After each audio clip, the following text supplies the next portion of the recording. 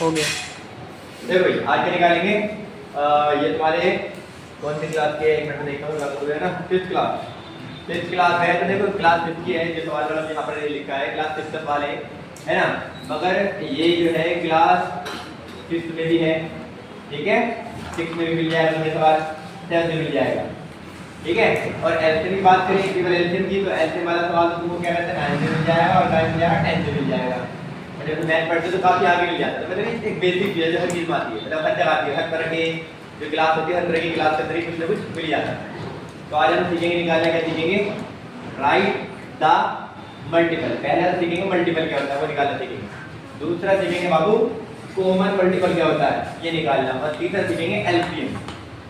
अगर बात करें दोनों की मल्टीपल की, कॉमन मल्टीपल की, तो बहुत छोटी क्लास में 6 में 7 में और 8 में आता रहता है।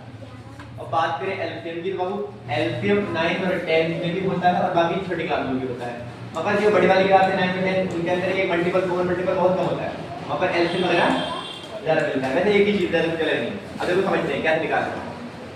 ये क्या लिखा है 6 को लेंगे और 6 का टेबल पढ़ेंगे, है ना, कितना 6 में 6 6 12 6 3 18 और जा 24 6 5 जा 30।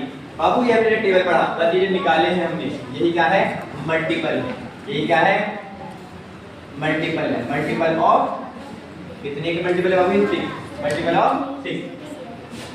समझ क्या बोला मैं, तो मल्टीपल मतलब कुछ और नहीं, बस जो टेबल है टेबल पढ़ देना, ये क्या कहलाता है मल्टीपल कहलाता है।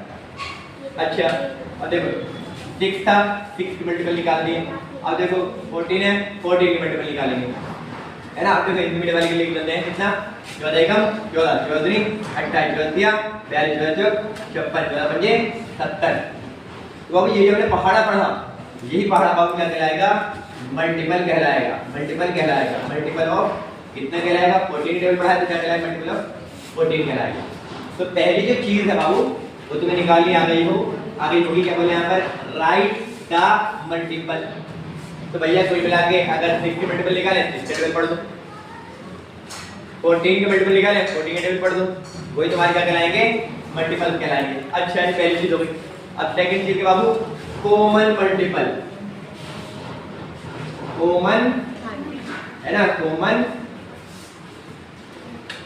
मल्टीपल ये क्या बीमारी है बाबू, ये क्या है, तो ये बहुत आसान है, बस यही ध्यान देना हो जो दोनों के अंदर है वही हमारे क्या कराएंगे कॉमन मल्टीपल कहलाएंगे, ठीक है, जो दोनों के अंदर है वो हमारे क्या कराएंगे कॉमन मल्टीपल कहलाएंगे। तो देखो बाबू अभी यहाँ पर ये 6 है, 6 यहाँ पर कहीं नहीं है, 12 है, 12 यहाँ पर कहीं नहीं है, 18 है, 18 यहाँ पर कहीं नहीं है, 24 है, 24 यहाँ पर कहीं नहीं है, 30 30 यहाँ पर कहीं नहीं है। मतलब ये है कि अभी हमने जो इसका पढ़ा थोड़ा कम पढ़ा है, थोड़ा और पढ़ेंगे तो कॉमन मल्टीपल हमको मिलेंगे, है ना।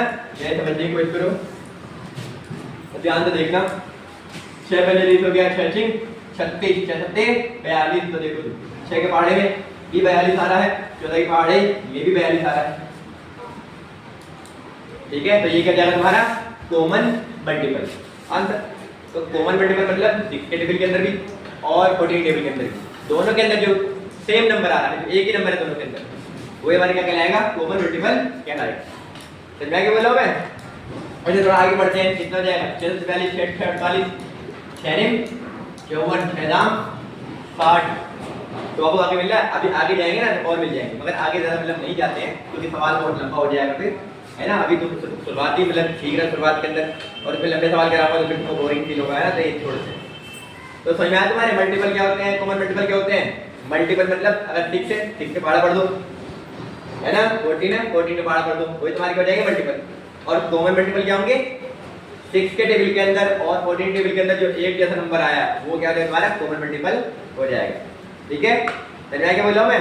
अच्छा बात करें किस चीज की बात करें, एलसीएम। तो एलसीएम क्या होगा बाबू, यहाँ पर देखो 6 है, यहाँ पर देखो 6 है, तो 6 को हम क्या करेंगे 6 को हम क्या करेंगे 6 को ऐसे करके डिवाइड करके देखेंगे, है ना, ऐसे करके एलसीएम निकालेंगे किससे 2 से, 2 3 जा 6 3 1 जा 3।